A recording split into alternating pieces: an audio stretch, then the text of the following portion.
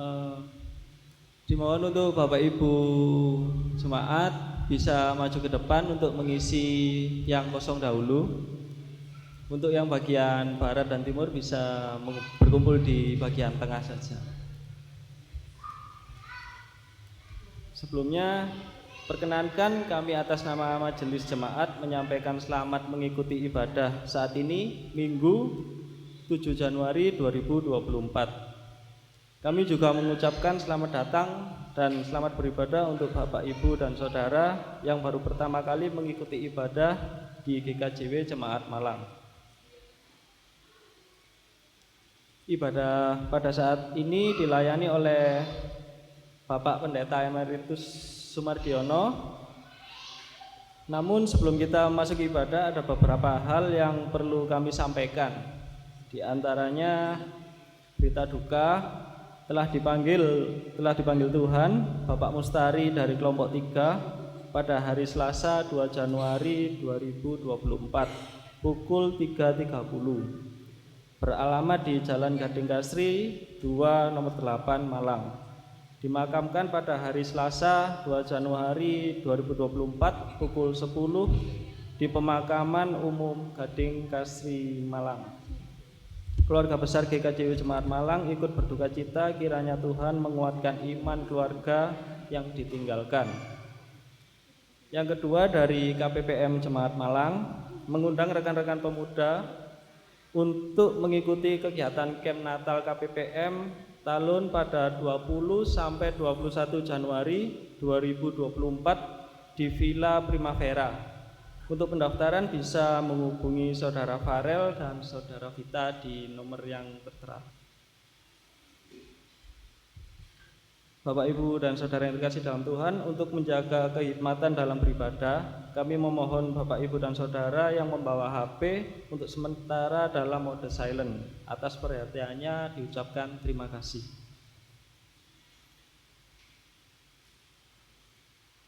Bapak, Ibu, dan Saudara yang terkasih dalam Tuhan, dimohon untuk bangkit berdiri.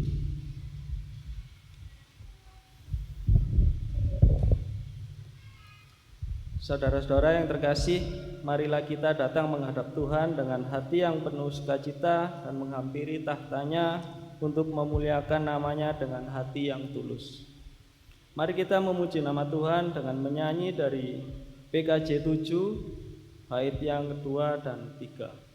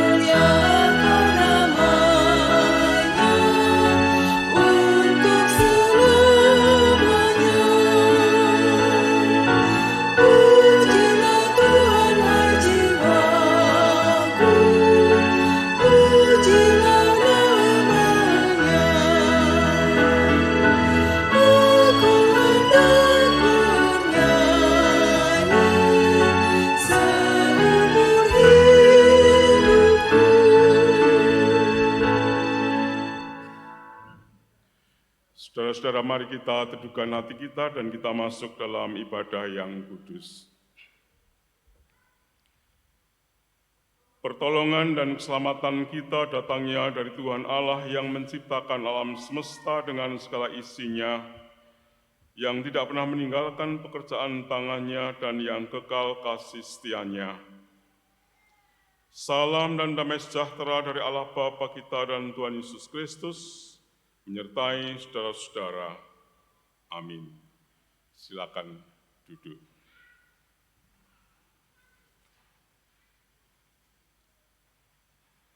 Pada sore hari ini, tema yang ditetapkan oleh Gereja Kristen Jaiwetan ialah GKJ merayakan keseharian bersama dengan Yesus saat ini dan di sini. Kita sampai dengan pujian Kidung Jemaat 281 bait 1, 2, dan 3.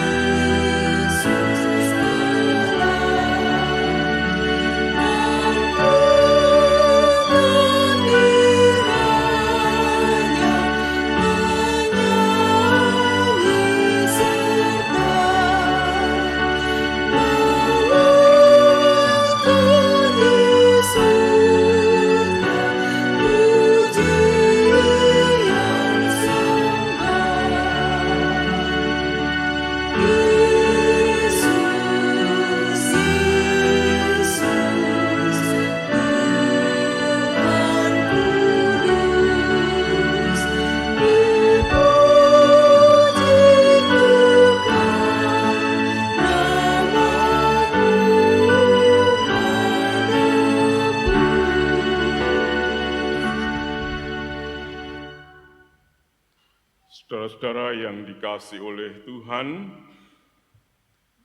jikalau seorang berkata, "Aku mengasihi Allah," dan ia membenci saudaranya, maka ia adalah pendusta. Karena barang siapa tidak mengasihi saudaranya yang dilihatnya, tidak mungkin mengasihi Allah yang tidak dilihatnya. Demikian Demikian 1 Yohanes 4 ayat 20. Kita menyadari bahwa dalam hidup kita sehari-hari ternyata memang tidak mudah mempraktekkan cinta kasih yang sejati. Ada begitu banyak hambatan. Oleh karena itu, mari kita datang kepada Tuhan, kita mengaku itu semua dan memohon pengampunannya. Mari kita berdoa. Bapa yang Maha Kasih yang kami sapa dalam Kristus Yesus Tuhan, kami sungguh bersyukur kepadamu jikalau dari hari ke hari kami senantiasa menerima limpahan kasih setia pemeliharaan Tuhan dalam kehidupan kami. Sehingga sampai saat ini Engkau perkenankan kami memasuki tahun yang baru, bahkan dengan berbagai berkat yang boleh kami terima. Demikian pula pada hari ini Engkau perkenankan kami mengukuhkan persekutuan kami melalui ibadah yang kami lakukan pada sore hari ini. Kami menghayati dan kami mengakui bahwa ini adalah tanda yang tak dapat disangkal betapa kasih dan berkat-Mu nyata bagi kami. Kami sungguh bersyukur untuk itu semua. Bapa di dalam surga, perkenankan saat ini kami datang ke hadapan Tuhan dengan mengungkapkan pengakuan kami akan keberadaan kami yang sesungguhnya di depan Tuhan. Tidak mungkin kami mengelak dari kenyataan bahwa di dalam diri kami masih terdapat begitu banyak noda yang sungguh tidak berkenan di hadapan Tuhan yang kami jalani dalam kehidupan kami sehari-hari. Karena ketidaksetiaan kami akan sabda-Mu yang terwujud dalam bagaimana kami menata kehidupan keluarga yang seringkali dipenuhi dengan konflik ketegangan, ketidakpercayaan, kekecewaan, keluh kesah, dan ketakutan. Belum lagi di tengah-tengah pekerjaan dan perjumpaan kami dengan sesama. Oleh karena Tuhan kami datang kepadamu, kami mengakui betapa kami lemah, betapa kami penuh dengan dosa. Kami menyesali itu semua. Dan dengan penyesalan itu kami datang kepadamu memohon, Tuhan, ampunilah kami. Kami mengimani Kristuslah yang selalu menyediakan diri mengulurkan tangan, mengasihi kami dan mengampuni kami. Oleh karena itu Tuhan, terimalah penyesalan kami dan ampunilah kami, agar kami tetap menjadi umat-Mu yang Kau kasih dan Kau berkati. Hanya dalam Kristus Tuhan kami serahkan doa ini. Amin. Saya undang saudara bangkit berdiri, kita menerima berita anugerah. Saya bacakan dari Injil Yohanes 3 ayat 16. Karena begitu besar kasih Allah akan dunia ini sehingga Ia telah mengaruniakan anaknya yang tunggal supaya setiap orang yang percaya kepadanya tidak binasa, melainkan beroleh hidup yang kekal. Demikian firman Tuhan. Kita sambut dengan pujian, kita menyanyi dari Kidung Jemaat 36 bait 1 dan 2.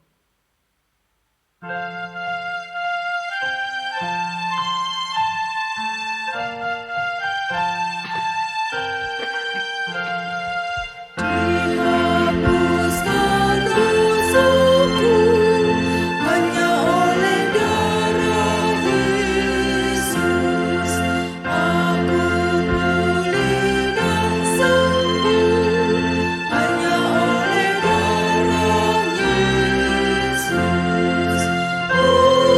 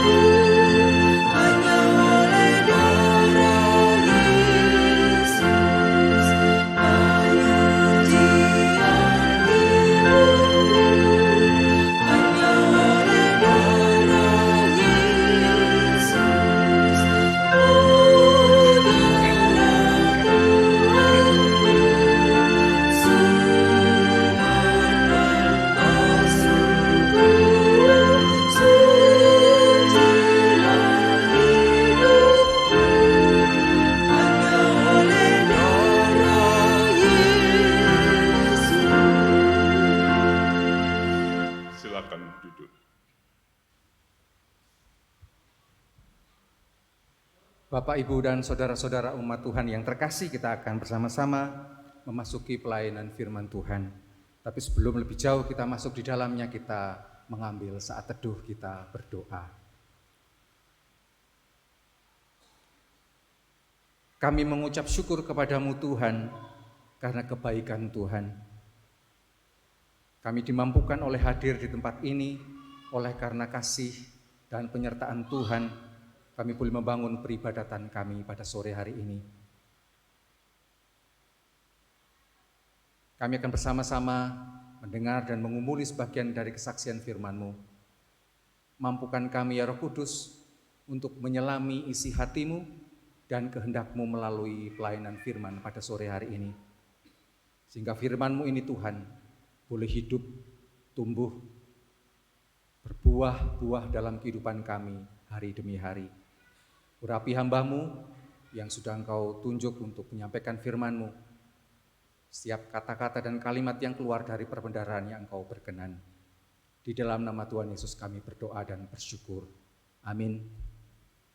Kita memuji dari NKB 119 ayat yang pertama.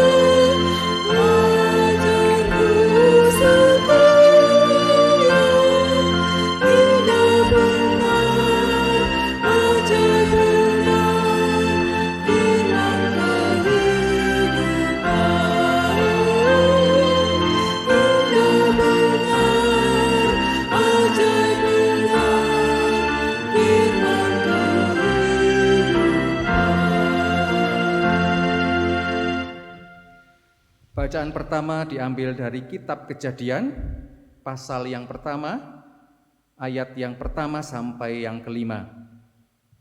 Kitab Kejadian pasal yang pertama, ayat pertama sampai kelima. Yang demikian bunyi firman Tuhan.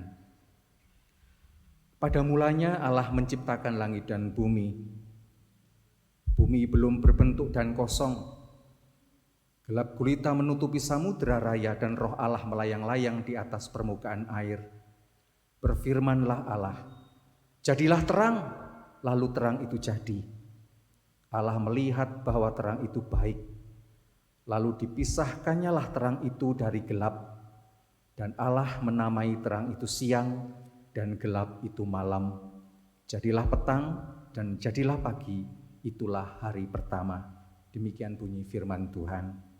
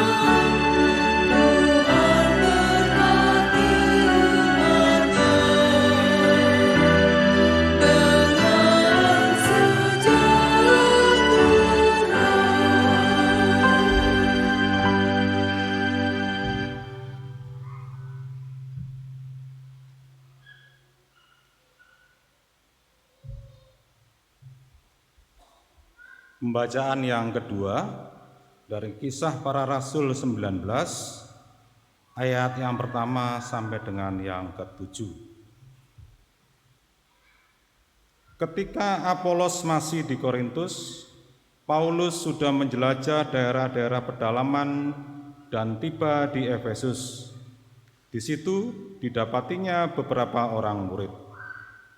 Katanya kepada mereka, "Sudahkah kamu menerima Roh Kudus ketika kamu menjadi percaya?" Akan tetapi mereka menjawab dia, "Belum, bahkan kami belum pernah mendengar bahwa ada Roh Kudus." Lalu kata Paulus kepada mereka, "Kalau begitu, dengan baptisan manakah kamu telah dibaptis?" Jawab mereka, "Dengan baptisan Yohanes." Kata Paulus, "Baptisan Yohanes adalah pembaptisan orang yang telah bertobat, dan ia berkata kepada orang banyak bahwa mereka harus percaya kepada Dia yang datang kemudian daripadanya, yaitu Yesus." Ketika mereka mendengar hal itu, mereka memberi diri mereka dibaptis dalam nama Tuhan Yesus. Dan ketika Paulus menumpang tangan di atas mereka, turunlah Roh Kudus ke atas mereka, dan mulailah mereka berkata-kata dalam bahasa roh dan bernubuat. Jumlah mereka adalah kira-kira 12 orang. Inilah permulaan Injil Yesus Kristus.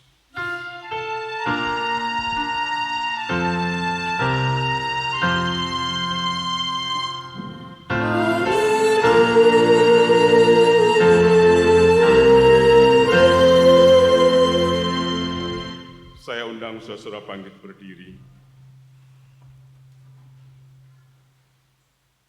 Bacaan yang 3 Markus pasal 1 ayat 4 sampai 11 demikian. Demikianlah Yohanes Pembaptis tampil di padang gurun dan menyerukan, "Bertobatlah dan berilah dirimu dibaptis, dan Allah akan mengampuni dosamu." Lalu datanglah kepadanya orang-orang dari seluruh daerah Yudea dan semua penduduk Yerusalem, dan sambil mengaku dosanya mereka dibaptis di sungai Yordan. Yohanes memakai jubah kulunta dan ikat pinggang kulit, dan makanannya belalang dan madu hutan. Inilah yang diberitakannya, "Sesudah aku akan datang Ia yang lebih berkuasa daripadaku. Membungkuk dan membuka tali kasutnya pun aku tidak layak. Aku membaptis kamu dengan air, tetapi Ia akan membaptis kamu dengan Roh Kudus." Pada waktu itu datanglah Yesus dari Nazaret di tanah Galilea, dan Ia dibaptis di sungai Yordan oleh Yohanes. Pada saat Ia keluar dari air, Ia melihat langit terkoyak, dan roh seperti burung merpati turun ke atasnya.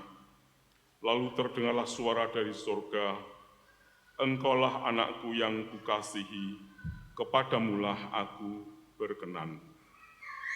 Demikian bacaan firman Tuhan. Yang berbahagia ialah setiap orang yang mau mendengarkan firman Tuhan dan memeliharanya. Amin.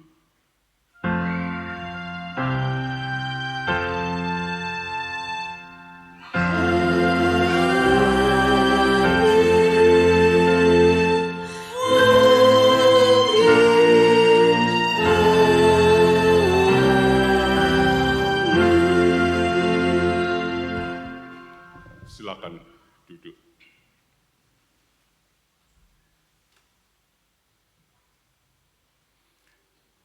Yohanes Pembaptis itu orang besar.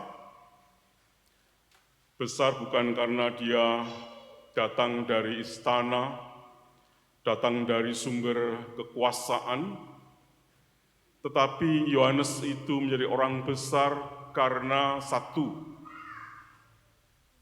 spiritualitasnya. Yang kedua, moralitasnya. Yang ketiga, integritasnya. Yang keempat, adalah buah dari tempaan hidupnya, karakter yang sangat kuat. Nah, saudara-saudara yang dikasihi oleh Tuhan, dengan identitas seperti itu, Yohanes punya kewibawaan yang sangat besar. Kata-katanya sama dengan perbuatannya. Sehingga apa yang disampaikan, pesan-pesannya itu memikat banyak orang. Dari berbagai tempat mereka berduyun-duyun datang menemui Yohanes. Saudara-saudara, karakter seperti itu tidak mungkin terjadi begitu saja. Yohanes Pembaptis melewati proses panjang. Dia termasuk kaum Esseni, orang yang memang memfokuskan kehidupan kepada spirit yang menengadahkan hidup hanya kepada Dia. Dan itu menjiwai ke seluruh kehidupannya, sehingga punya karakter yang sangat kuat. Ia tidak berasal dari istana, dia tidak juga berasal dari bait Allah, tetapi dia ada di padang gurun. Sahabatnya adalah alam semesta dan kesunyian. Yang ada di benaknya hanya satu, memenuhi panggilan Tuhan, menyiapkan jalan untuk sosok yang sesungguhnya, sosok yang dinantikan oleh dunia. Nah, pada zaman Yohanes, kira-kira 400 tahunan, itu umat Israel sepi dari suara kenabian. Kering. Sehingga ketika Yohanes muncul, kemudian bersuara lantang, bertobatlah, bertobatlah, itu menjadi memikat. Dan tidak hanya pesannya, lantangnya suara, tapi mereka juga melihat, menyaksikan siapa yang berkata-kata. Sehingga kata-katanya itu punya wibawa. Nah, saudara-saudara yang dikasihi Tuhan, saya sempat merenung-renung. Kalau dalam konteks kita saat ini, siapa orang besar di negara kita yang kata-katanya punya wibawa, kata-katanya sama dengan perbuatannya? Siapa? Sangat sulit. Atau tidak usahlah yang terlalu lebar. Di gereja misalkan. Siapakah yang memang benar-benar kata-katanya sama dengan perbuatannya, sehingga punya wibawa ketika menyampaikan pesan. Kita persempit di tengah-tengah keluarga. Bagaimana kata-kata suami, kata-kata istri. Punyakah wibawa bahwa yang katakan persis sama dengan yang dilakukan? Nah, saudara-saudara yang dikasihi Tuhan, saya hanya ingin menyampaikan bahwa Yohanes Pembaptis dalam rangka memenuhi panggilan Tuhan untuk menyiapkan jalan bagi sosok yang sejati, yaitu Mesias. Dia betul-betul total, tidak main-main. Dia dalam bahasa Jawa itu lorolopo, dengan segala jerih juang. Belajar hidup, menyatukan antara kata-kata dan perbuatan, dan itu diperjuangkan betul. Demi pesannya itu sampai sehingga ketika sosok yang sejati ini datang, orang akan menyambut. Nah, sampai di sini saudara-saudara, sepertinya Injil Markus itu ingin menempatkan Yohanes itu sebagai sentral, pusat pemberitaan. Tetapi jangan keburu menilai seperti itu. Justru di sini menariknya Injil Markus. Bahwa Yohanes Pembaptis yang diceritakan begitu hebat ketika dia berada di puncak, katakanlah kalau boleh disebut karir, puncak karirnya. Ketenarannya jauh melampaui ketenaran Yesus. Waktu itu Yesus belum banyak dikenal. Kalau Yohanes mau mengambil alih, Yesus bisa tersingkirkan. Yesus belum banyak dikenal. Kalau Yesus sudah banyak dikenal, pasti mereka akan lebih ke Yesus, bukan ke Yohanes.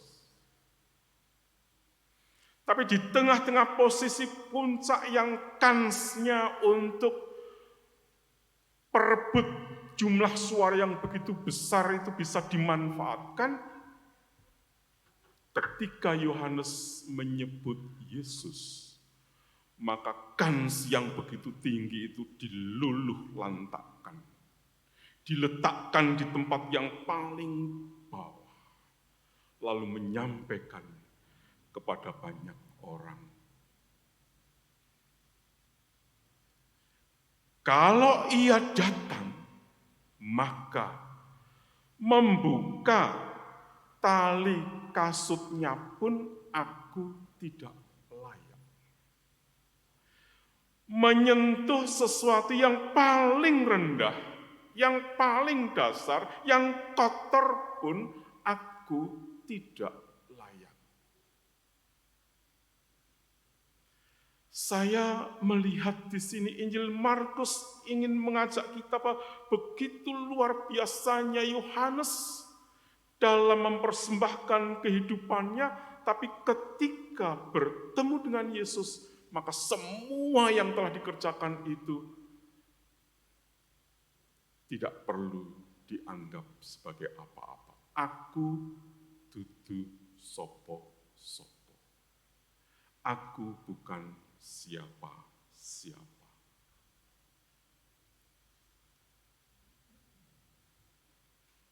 Dan lagi, aku membaptis kamu dengan air, tapi Ia yang akan datang akan membaptis kamu dengan Roh Kudus. Nah, saudara-saudara yang dikasihi oleh Tuhan, kisah yang saya kira menarik yang perlu kita jadikan bahan refleksi untuk gereja, untuk persekutuan kita pada awal tahun ini. Memang benar bahwa Yesus dibaptis oleh Yohanes. Dan itu kehendak Yesus. Yohanes, jangan saya, tidak layak. Tapi Yesus meminta, Yohanes melakukannya. Jadi sekalipun Yohanes membaptis Yesus, tetapi posisi Yohanes di depan Yesus, dia sama sekali menempatkan diri sebagai yang bukan siapa-siapa. Nah, dari sini saya berefleksi sederhana bahwa di awal tahun ini Injil Markus menyampaikan pesan kepada kita, baik kita yang adalah aktivis gereja maupun kita yang warga biasa, yang juga punya peran dalam pertumbuhan dan persekutuan jemaat. Injil Markus mengingatkan bahwa di depan Yesus yang berlaku adalah bukan sopo, bukan siapa, tetapi apa yang sudah dilakukan. Dan ketika orang menyebut apa yang sudah dilakukan itu pun dilakukan semata-mata demi kemuliaan Yesus, demi kemuliaan Tuhan. Di bagian yang lain itu Yohanes mengatakan, biar dia semakin tinggi, aku semakin rendah. Nah, gereja itu bukan pabrik, bukan perusahaan, bukan partai yang punya bundauso hierarki, tapi gereja itu keluarga, kesetaraan. Siapapun itu mesti melihat persekutuan di dalam gereja, itu fokusnya adalah Kristus. Bukan kita sudah banyak melakukan lalu mendapatkan privilege, tapi masing-masing punya kapasitas, dan dengan kapasitas yang ada itu secara optimal dipersembahkan kepada Tuhan, lalu mengatakan, aku bukan siapa-siapa. Persis seperti kata-kata Tuhan Yesus dalam Injil Lukas 17 ayat 10. Dan itu yang saya kira dilakukan oleh Yohanes. Tuhan Yesus mengatakan begini, apabila kamu telah melakukan segala sesuatu yang ditugaskan kepadamu, hendaklah kamu berkata, kami adalah hamba-hamba yang tidak berguna. Kami hanya melakukan apa yang harus kami lakukan. Setelah melakukan dengan segala jerih payahnya, maka sudah. Tidak ada privilege, tidak ada hak istimewa, ada sesuatu yang membutuhkan pujian, enggak. Dan itu tidak mudah. Tidak mudah. Buktinya tidak mudah apa? Ya, di gereja itu konflik, persoalan rumit gereja, itu seringkali karena ketidakmampuan orang-orang tertentu mengikuti teladan Yohanes. Aku sudah begitu luar biasa, lah kok dianggap gak lopo-lopo. Nah, ini catatan kecil bagi kita untuk bekal memasuki tahun baru, bahwa semua yang kita lakukan, sekuat-kuat yang kita lakukan, ya memang itu yang mesti diberikan oleh Tuhan. Dan kita terima ketika Tuhan mengatakan, wis matur nuwun, titik. Tanpa ada pujian, tanpa ada kebanggaan. Katakanlah kami adalah hamba-hamba yang tidak berguna, kami hanya melakukan apa yang harus kami lakukan. Kiranya Tuhan menolong kita mampu mengikuti teladan Yohanes, tidak hanya dalam persekutuan di gereja, tapi juga di tengah-tengah keluarga dan dalam kebersamaan kita dengan banyak orang. Dunia tempat kita tinggal, dunia yang memberi kedamaian. Saat teduh sejenak untuk kita.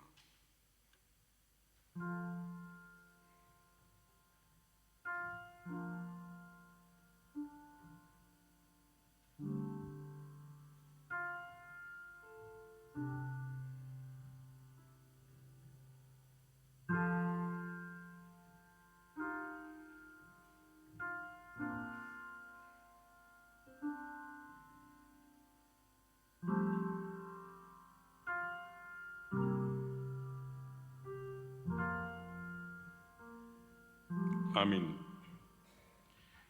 Kita sambut firman Tuhan dengan memuji Tuhan. Nyanyian Kidung Baru 167 bait 1 dan 3.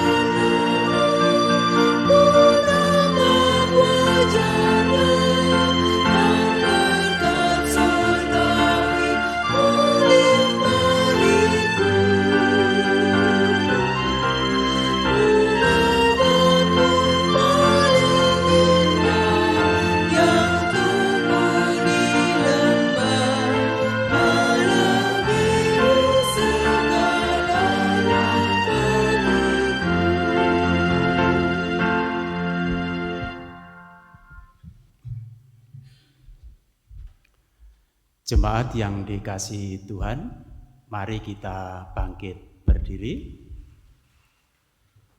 Bersama-sama dengan orang percaya di seluruh muka bumi, kita perbarui iman percaya kita dengan bersama-sama mengikrarkan pengakuan iman rasuli yang demikian. Aku percaya kepada Allah, Bapa yang Maha Kuasa, Khalik langit dan bumi, dan kepada Yesus Kristus, anaknya yang tunggal, Tuhan kita, yang dikandung daripada Roh Kudus, lahir dari anak darah Maria, yang menderita di bawah pemerintahan Pontius Pilatus, disalibkan, mati dan dikuburkan, turun ke dalam kerajaan maut. Pada hari yang ketiga, bangkit pula dari antara orang mati, naik ke surga, duduk di sebelah kanan Allah, Bapa yang Maha Kuasa, dan akan datang dari sana untuk menghakimi orang yang hidup dan yang mati. Aku percaya kepada Roh Kudus, gereja yang kudus dan am, persekutuan orang kudus, pengampunan dosa, kebangkitan daging, dan hidup yang kekal. Amin. Silakan duduk. Jemaat dipersilahkan duduk. Kita masuk dalam doa syafaat dan nanti ditutup dengan doa Bapa Kami yang kita nyanyikan. Mari kita berdoa. Bapa yang Maha Kasih, terima kasih atas sapaan sabda-Mu. Berkatilah pemahaman kami agar boleh melekat sehingga kami berjuang hidup mengikuti jalan Tuhan di setiap langkah pergumulan kehidupan kami, agar kami mampu memberikan yang terbaik demi kemuliaan Tuhan. Bapa, kami memerlukan pertolongan Tuhan dalam kami melangkah, menekuni kehidupan kami dari hari ke hari di tengah dunia yang semakin keras. Tuntunan Tuhan sungguh kami perlukan. Oleh karena Tuhan, kami mohon Engkau menuntun langkah kami, baik pribadi lepas pribadi, juga keluarga demi keluarga. Biarlah dengan tuntunan tangan Tuhan yang begitu erat dan kuat, menolong kami untuk berjuang hidup hanya mengandalkan semangat mengejar apa yang baik dan apa yang benar seturut kehendak Tuhan dalam situasi apapun yang kami hadapi, agar perjalanan hidup kami adalah perjalanan yang akan sampai di tempat tujuan yang Tuhan kehendaki. Bapa yang Maha Kasih, kami berdoa untuk kehidupan gereja Tuhan di tempat ini, GKJW Jemaat Malang. Kami menyerahkan persekutuan tempat ini, penatua, diaken, pendeta, badan bantu, kepanitiaan, ialah mereka sungguh-sungguh menjadi persekutuan yang kokoh kuat, sehingga bersemangat untuk mengutamakan pemberlakuan kehendak Tuhan dalam setiap program dan kegiatan yang telah ditata dan dilakukan. Sehingga jemaat ini boleh memuliakan nama-Mu di setiap kesempatan. Kami berdoa untuk anak-anak jemaat, mulai dari yang masih kanak-kanak, remaja, pemuda. Tuhan berkati mereka satu persatu dalam meniti menyiapkan masa depan mereka, baik melalui pendidikan maupun pergaulan, juga pengalaman-pengalaman. Tuhan lengkapi anak-anak kami di setiap langkahnya dengan kebersamaan yang indah, baik dari orang tua, sahabat, keluarga, gereja, sehingga perjalanan anak-anak kami dalam rangka meniti masa depan tidak salah langkah. Bapa, kami mengingat warga jemaat, mereka yang lemah, mereka yang merasa kesepian, mereka yang merasa mengalami kegagalan. Kami membawa mereka semua ke dalam tangan Tuhan. Rengkuhlah mereka dengan kasih, berkat, dan penghiburan Tuhan. Kami mengimani lawatan Tuhan menolong mereka untuk bangkit dan dikuatkan. Bapa di dalam surga, kami berdoa untuk bangsa dan negara kami. Kami menyerahkan para pimpinan bangsa kami mulai dari pusat sampai dengan pelosok daerah. Tuhan lengkapilah mereka dengan hati dan pikiran yang jernih, agar dijauhkan dari niat-niat yang kotor, terlebih dalam suasana menjelang pemilihan umum, baik pilpres maupun legislatif. Kami sungguh memerlukan pertolongan Tuhan, supaya arah bangsa ini ke depan membawa pengharapan yang baik bagi kami sebagai rakyat. Tuhan tuntun setiap proses pemilihan umum, agar kekuatan hati nurani menjadi kekuatan yang menuntun setiap orang, sehingga pada saatnya kami boleh menemukan sosok pemimpin yang akan menghantar bangsa negara kami menjadi bangsa yang sungguh sejahtera, adil, dan makmur. Engkau jauhkan bangsa kami dari segala sesuatu yang buruk. Kami juga berdoa untuk saudara kami warga Gereja Kristen Jawetan yang punya semangat untuk ambil bagian dalam proses pemilihan baik sebagai legislatif maupun eksekutif. Terangi mereka agar langkah yang mereka tempuh adalah langkah yang seturut dengan kehendak-Mu, agar buah yang dipetik pada saatnya, buah yang memberi pengharapan yang baik. Bapa di dalam surga, pada akhirnya kami menyerahkan kehidupan kami satu persatu dalam kuasa tangan Tuhan. Tambahi kami kekuatan dan kejernihan akal budi, memasuki hari-hari yang baru pada tahun yang baru ini, dengan tekad dan kesediaan diri, bersandar pada kuasa, kasih dan tuntunan Tuhan. Tuhan, setelah ibadah nanti kami akan tinggalkan tempat ini, tuntunlah kami, agar kami boleh tiba di tempat kami masing-masing dengan selamat. Demikian Tuhan doa kami serahkan dalam percaya kami kepada Kristus Yesus yang telah mengajar kami berdoa.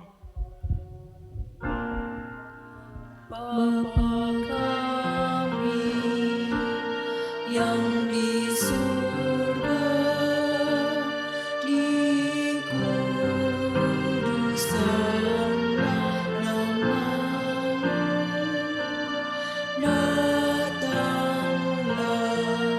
kerajaan-Mu,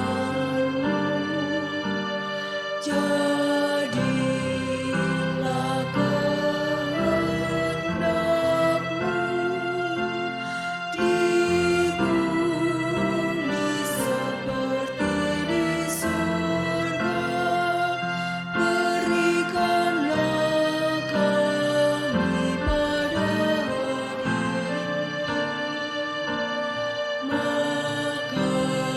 kami yang secukupnya, dan ampunilah kami akan kesalahan kami, seperti kami juga mengampuni orang yang bersalah kepada kami, dan janganlah membawa kami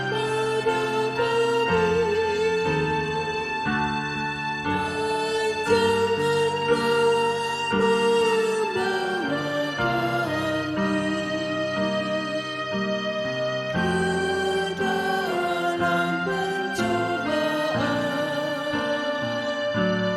tetapi lepaskanlah kami daripada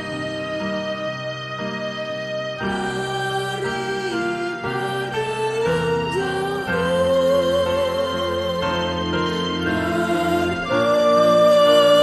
Engkaulah yang mempunyai kerajaan dan kuasa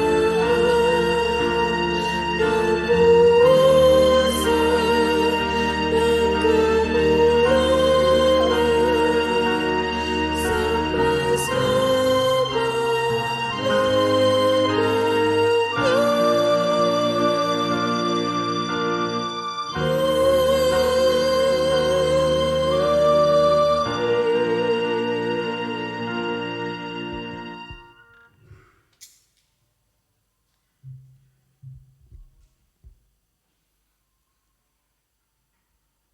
Bapak, Ibu, dan saudara yang kasih di dalam Tuhan Yesus Kristus, penyertaan Tuhan, berkat kemurahan-Nya senantiasa mengalir di kita, keluarga kita, sepanjang hidup kita.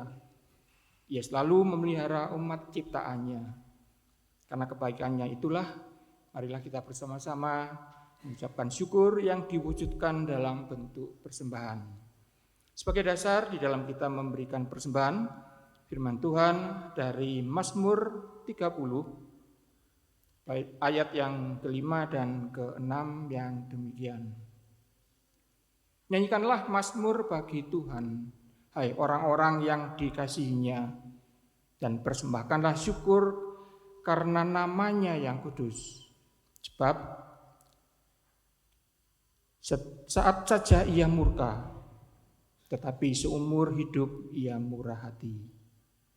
Sepanjang malam ada tangisan, menjelang pagi terdengar sorak-sorai. Mari Bapak Ibu dan saudara yang kasih, kita memberikan persembahan yang sudah kita persiapkan dengan sekaligus memuji dari Kidung Jemaat 383 medley pelengkap Kidung Jemaat 76.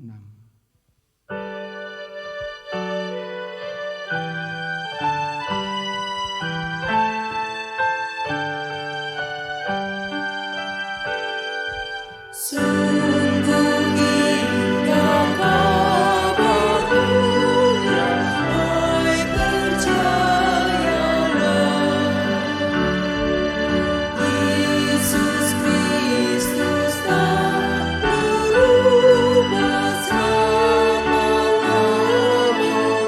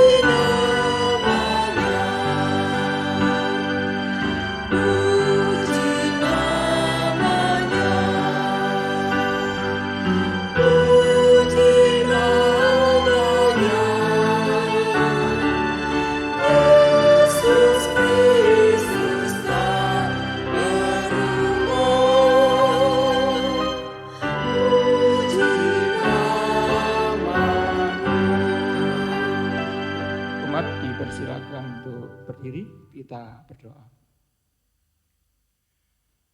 Bapa Surgawi, di dalam Kristus Yesus kami mengucap syukur ya Tuhan. Berkat kasih setiamu nyata tiap hari, tiap waktu para kehidupan kami secara pribadi, keluarga ataupun kelompok. Terima kasih ya Tuhan untuk semuanya ini. Saat ini kami Kau perkenankan untuk memberikan persembahan berupa uang. Tuhan, persembahan kami yang kecil ini kiranya merupakan satu bagian dari ucapan syukur kami, dan itu boleh merupakan bau yang harum di hadapan-Mu, dan boleh digunakan untuk pelebaran kerajaan-Mu. Tugas majelis yang diperkenankan, yang dipercaya untuk mengelola persembahan ini, Kau berkati mereka. Ajarlah pada setiap kami ya Tuhan, berkat-berkat yang masih ada pada diri kami, baik berupa uang, baik berupa tenaga, apapun juga itu. Ajarlah kepada kami juga untuk kami boleh mempersembahkan kepada diri-Mu. Terima kasih ya Tuhan, Tuhan kuatkan iman percaya kami. Kami serahkan doa ini di dalam nama Tuhan kami Yesus Kristus, Allah Tritunggal. Amin.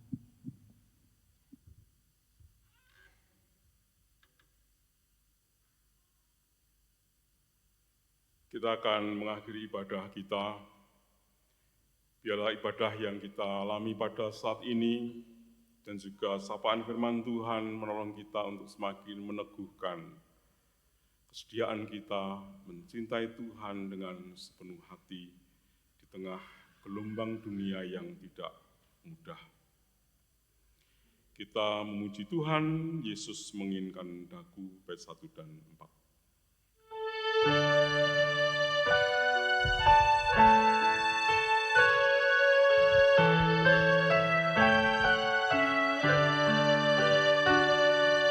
Yesus menginginkan dagu bersinar baginya, dimanapun ku berada, ku mengenalkannya. Bersinar, itulah kehendak Yesus.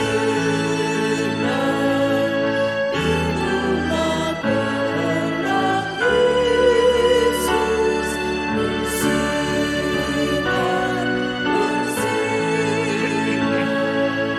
aku bersinar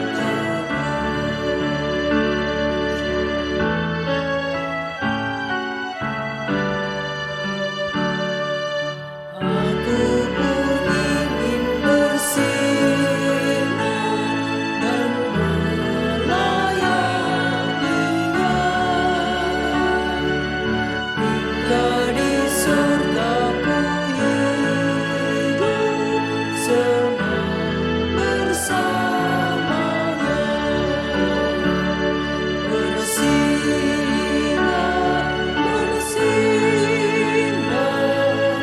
itulah kehendak Yesus. Bersinar,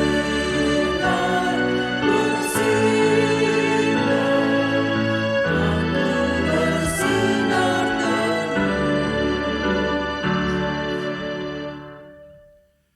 Terimalah berkat Tuhan yang disampaikan oleh hamba-Nya. Allah Bapa, sumber segala anugerah, Tuhan Yesus Kristus, sumber segala kasih karunia, dan Roh Kudus, sumber segala penghiburan, senantiasa menyertai dan berkati saudara-saudara, kini dan selamanya. Amin.